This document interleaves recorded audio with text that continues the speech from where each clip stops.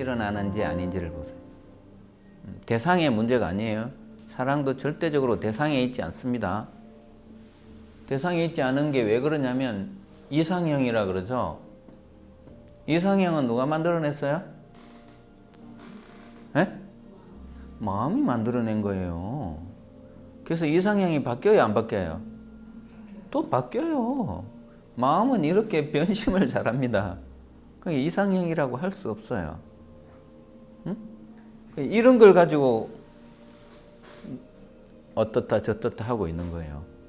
근데 영혼 상태로 가면 어때요?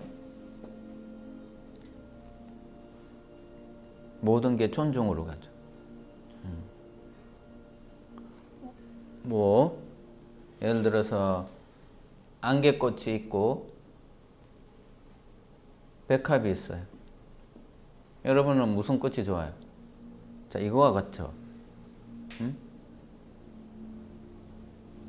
이게 좋다고 다른 사람까지 이걸 강요는 할 수 없습니다. 근데 이 두 개가 있음으로 인해서 다양해요. 다양성의 아름다움이 있습니다. 꽃다발 만들 때 장미만 있는 것보다 안개꽃이 한 두세 개 들어가면 어때요? 조화롭죠? 삶은 이런 거예요. 규정지었고 그렇다면 굉장히 딱딱한 삶을 살고 있는 거예요.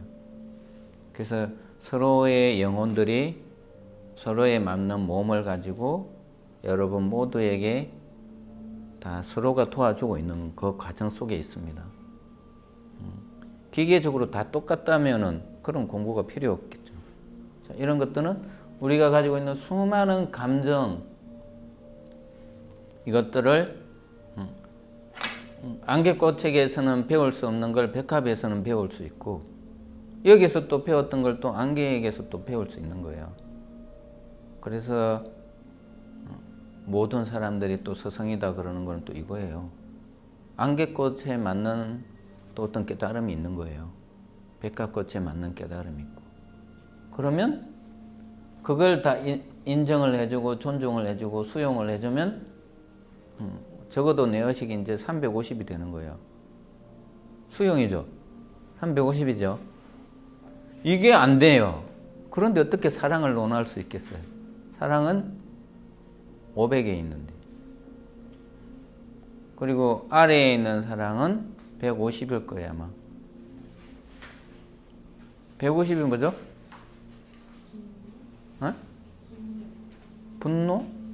또 그 다음에 감정이 뭐예요? 미움? 집착도 있나요? 분노. 125가 뭐예요? 그럼 125네요. 이걸 가지고 사랑이라고 이야기하고 있는 거예요. 그러니까 이게 지도책을 보면 이제 나오는 거예요. 지도책 보면 내가 지금 어디만큼 가고 있는지 지도가 딱 이렇게 나와요. 그래서 깨달음은 수치라고 합니다. 정확한 숫자에 의해서 만들어져요. 우리의 삶 속에서도 다 숫자예요. 여러분 핸드폰 번호 1이 틀려도 어때요? 다른 사람에게 전화가 가죠. 그런 것처럼 숫자로 되어 있어요. 그래서 이제 비전에 대한 것도 저번에 이야기했지만 더 세세해야 돼요. 여러분들 정도가 되면 어떻게 해야 되냐면, 얼마나 세세해야 되냐면, 이게 비전이에요.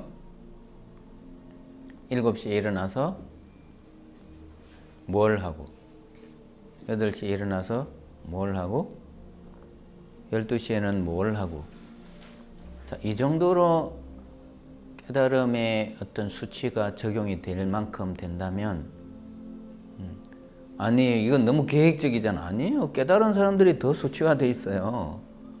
이번 달 비전은 나는 예를 들어서 돈을 벌어. 나는 10억을 벌 거야. 그러면 10억에 맞는 창조를 만들어내요. 알아요? 이런 개념이 없이 돈을 벌어야지 이러면 어떻게 될 것 같아요? 개념이 안 잡혔는데 어떻게 에너지가 흘러갈 것 같나? 이거예요, 이거. 이게 딱 정해져야 이게 안테나가 되고 여기에 맞는 파장이 오는 거예요. 근데 이걸 하려면 7시 일어나야 돼요.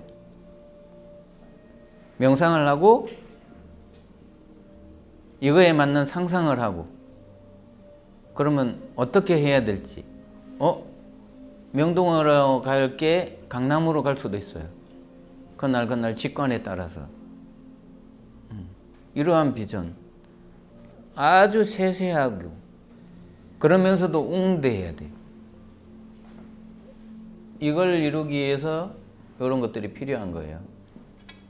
근데 명상을 하면 직관에 의해서 이런 걸 만들어낼 수 있어요. 직관적으로 떠올라요. 그 방향이 정해져 있으면. 그래서 어쩌면 그래서 이런 게 안 되고 있어. 그럼 여러분은 꿈을 꾸고 있고 잠을 자고 있는 거예요. 얼마나 깊게 자고 있는지 아마 감도 안 올 거예요. 너무 깊게 자고 있구나 나는. 비전이라는 빗자도 모르고 있는 거예요. 시간은 우주는 이렇게 나한테 시간을 주고 있는데 시간을 얼마나 허투루 쓰고 낭비를 하고 있나요?